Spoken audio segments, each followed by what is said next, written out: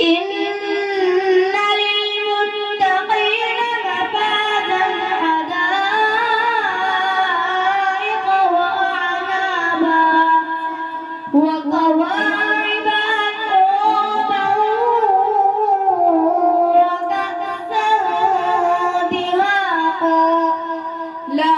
يسمعون فيها لغوا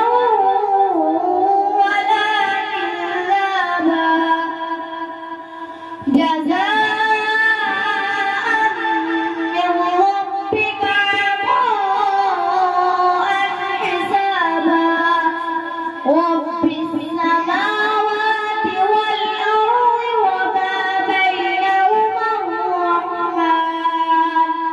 وما بينهما الرحمن لا يملكون منه خطابا يوم يقوم الملائكة صفا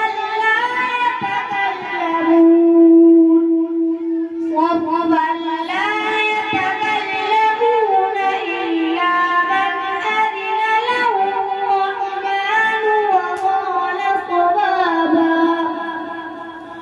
ذلك اليوم الحق فمن شاء اتخذ إلى ربه مآبا إنا أنذرناكم عذابا قريبا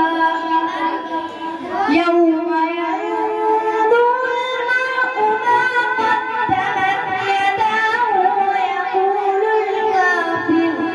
ويقول